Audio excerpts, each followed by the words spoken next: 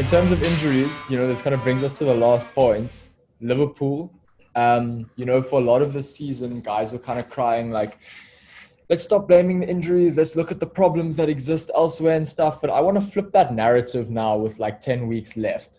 Let's look at the injuries. Let's look at the fact that, yes, it was Fulham, but the Sansa, Andy Robertson, the three centre backs that started would be in their under 23 side, in their academy side. We chatted about it before the video. It's Nat Phillips, Reece Williams, Nico Williams.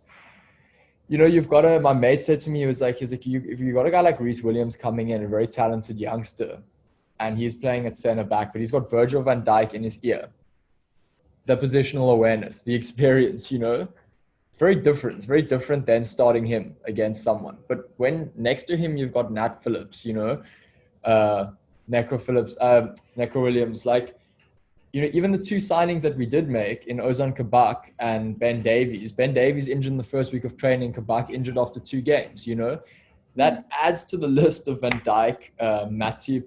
Who else is, Liverpool is missing an entire starting 11, and let's actually be cognizant of that. Is as much as, your Fulhams, your Brightons, etc., are lower table sides, they are Premier League sides, and they are playing against, an entire second team at the moment. On top of that, you've got Mane out of form, Firmino out of form. Very out of form. Firmino out of form. You've got Trent just like, he's doing his thing with his crossing and stuff, but he's given away the most possession, in the Premier League, sort of week in and week out. Add like a lack of form from individual players to just a lack of individual players in the greater context. And I think also one just kind of needs to look at it like Liverpool are riding this season out. And they will be back next year, without a doubt. Yeah, no, look, you're definitely right. I think that the injuries have played so much of a role because there is a place where even midfielders had to slot into centre-back roles, and they also got injured too with the likes of Henderson, and Fabinho was out at some point. And there've just been a number of injuries that have really happened towards Liverpool. I will say this, though, about Liverpool, and I think maybe what has been a slight, not slight, actually, that has been a big disappointment for me, is the fact that these are the reigning champions. How do I put this? This team was cruising last season, winning almost every game, running over teams, finished with 99 points, and they've lost 6 home games in a row. And when you watch them, that's the worst part, is when you watch them, they also look out of form, like you've mentioned. Individual players look out of form. The effort, the end product, you can see they're trying, but the end product is just very poor. Set trends with these crosses as well. They haven't been the same. And I just think for a team that finished 99 points, they've been a huge disappointment. And if I look back one day, 20 years from now, and we're speaking, Oliver, and let's say we're in our 50s at that time, or we're having a drink in Cape Town, and I say to you, can you believe it? Yeah, can you believe there was a team that actually won 99 points in the following season? They finished 9th, 10th. Yeah. You just think to yourself, like, wow, such a huge drop off. And also, yeah, and also another thing is how do I put this, is that the teams that Liverpool have lost to at home is Fulham, Burnley, Brighton. You just sort of ask yourself, that shouldn't have been it. And if anybody who's seen the log as well, Arsenal have a game in hand, Aston Villa have a game in hand as well. So you sort of think to yourself, there is a huge chance that by the time Arsenal and Liverpool meet, it could only be 2 points that separate them. Yeah. Potentially.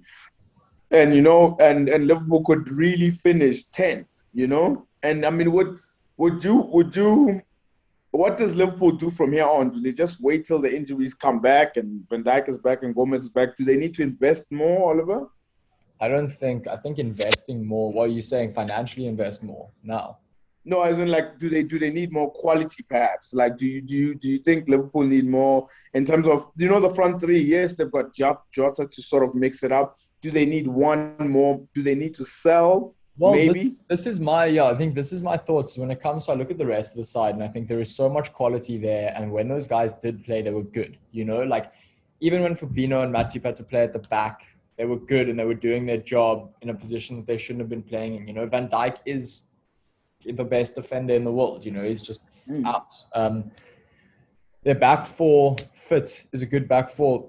What's actually quite concerning is that axis of like Firmino, Salah, and Mane. And I think my only thinking going into next year would be, do one or two of them potentially to get sold and someone needs to be bought in to shake things up for Liverpool, to change their attacking dynamic. Because I understand their attacking dynamic's been different because of a lack of defense, a lack of midfield. But individually, these guys haven't been on form. Mane hasn't been taking the opportunities that he used to. He missed that header against Fulham that I thought was kind of like a fourth striker of his quality. As impactful. So for me, if they are going to spend, it would be on a striker. But I also don't know if spending at the moment should be their main prerogative. I think their main prerogative should just be rehab. And it's like, at the end of the day, what can they do from here on out besides actually try and blood the youngsters because they have to try and just get as high up as they can. You wouldn't think they would be sort of like vying for Europa, but like here we are. And I think here's the funny thing though, Oliver.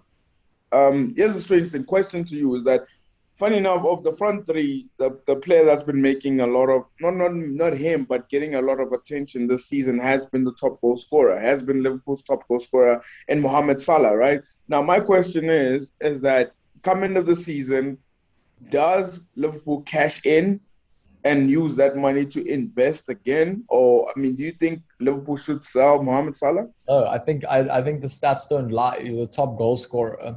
Your side sitting, where are we sitting on the table at the moment? 8th, I think. 8th. Your side sitting 8th on the table. You're the highest goal scorer. You've lost 6 home games. You failed to score in most, like in a run of games, Liverpool failed to score. If anything, for me, bank on the sort of history and the name behind like Bobby Firmino and Sadio Mane, and I would look at, not that I'm saying we should, but I would look at selling those two before I would sell Salah, and I just think Salah cops a lot of flack because he seems to have become an easy scapegoat. He's selfish, this and this. He scored 17 goals, so. I agree. And here's the funny thing. I agree is that I agree with what you're saying in terms of Mohamed Salah actually gets a lot of flack for someone who is top goal scorer of the Premier League. Never mind just Liverpool. It's not like he's Liverpool's top goal scorer. He's actually scored the most goals in the whole league this season. And here's a question that I also have for you. Maybe a last question, I guess, from my side is Michael Owen came up with this theory over the weekend, and maybe as someone who follows Liverpool like yourself, maybe you can tell me.